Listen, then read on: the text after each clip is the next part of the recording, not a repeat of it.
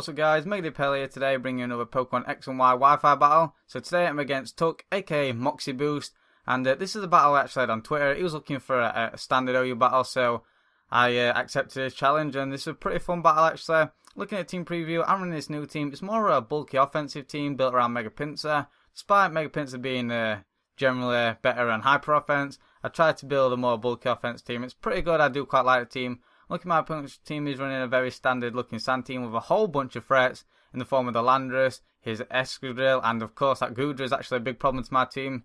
So this battle is actually a battle of 2 hours, as you will see. I'll explain more when we get into the battle, so without further ado, let's just get straight into it, shall we? So I'm going to decide to lead off with my Runt Wash, because I was looking at his two potential leads, being his Tyranitar and his Victina. My Runt Wash does have a good matchup versus both. Is actually lead off with his Victina. Right off the bat, I'm going to go for the Bolt Strike. A little bit of a questionable play, as I could have easily gone for Hydro Pump and wiped this thing out, but I expected Switch, therefore I went for the Volt Switch. But based off that damage, I do realise in fact Choice banded Victina. And if that didn't confirm it, I'm actually going to go out to my Latias just to bait in the Tyranitar, and I do switch out first, therefore reveals that he is in fact banded over Scarf. And therefore I'll make the double into Conkeldurr because his Tyranitar is a problem, especially to my Latias, and my Latias is actually a big problem to his team.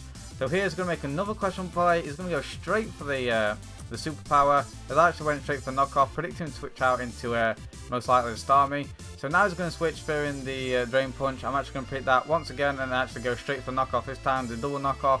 Catch the Starmie on switching, which is great. So down goes that huge thing. He's actually running Choice Spec Starmie, which isn't too common. That's pretty nice. So in comes his Landorus. Here I'm forced to side just because my only potential switching is my Latias. And I didn't want to potentially set up a Rock Polish and therefore me have to deal with this threat and him potentially trap me with his Tyranitar. So I'm going to go out into my Greninja now. The obvious switching to Goodra as a Subverse Goodra is super obvious. But at the same time I do just want to get damage off on this thing, so I go straight for that Ice Beam. Just around about 35 to 40%, which is pretty nice. So now I'm going to make the switch go out into my Rogue. I'm predicting either the Flamethrower or the Fire Blast, as that's exactly what it goes for, which is pretty nice. And now what I want to do is get off a burn on this thing, try and get some residual damage, racking up on this thing. Because this Scooter is a big problem. I don't have too many potential switch-ins to this thing, and I want to weaken this thing as soon as possible. So I'll go for the burn, and then I'm going to proceed to go for the Pain Split. But as you can see, I actually clicked Volt Switch, a huge misclick on my part. We're supposed to click that Pain Split, as now I'm forced to Volt Switch now and go out into my Skarmory, take unnecessary damage on this Skarmory. Even though I can potentially roost up, but I need to keep this thing as healthy as possible for the likes of his Escudrill and his Tyranitar. So now I'm forced to go back out into my Runt Wash, just as Death Bottom at this point, where had I got the Pain Split off this Runt Wash, could have been a lot helpful for the likes of his Escudrill, if it is in fact Sand Rush. But what I'm going to do now is go to my Greninja, just click Ice Beam and just finally revenge kill this thing, which was a problem to my team like I did mention. He does get a free switch back into his Tyranitar now. At the range of HP with a Sandal, I'm not confident I can actually take it out with a Life or boosted Surf. I'm going to make the switch go out to my Skarmory, predicting the rocks actually. We just go straight for the Crunch, which is fine because I'm obviously running the Rocky Helmet. Therefore I'll be able to get up more recoil damage on this thing. And I'm just going to Roost on up now as it actually goes to the Ice Beam. Just going to go for the Roost one more time, see what he wants to go for, try and get to a healthy range of HP. As it goes for that Crunch again, once again this is fine. But I'm just going to be able to Roost on up. Now knowing full well he knows he cannot touch me, I'm actually going to decide to set up my rocks. Predicting that switching out as it goes straight out to the Landorus. Unfortunately, after leftovers, I'm not going to be at the range where I am at my Stader.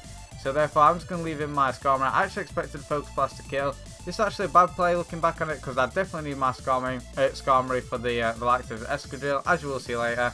So this, however, does grab me a free switch into my one of my win conditions, being my Greninja. Just going to go straight for that safe Surf at this point. This is going to bring in his Tyranitar, which is fine. This thing, just using this thing as Death Fodder, and I was actually expecting just to sweep up with my Greninja at this point. But as you can see, that's not going to be the case, as I completely neglected the fact that I could have potentially been Sand Rush Escudrill during the battle. I don't know why, it didn't cross my mind, but in comes Escudrill now. As you can see, it doesn't break the mold, therefore it is in fact a Sand Rush Escudrill.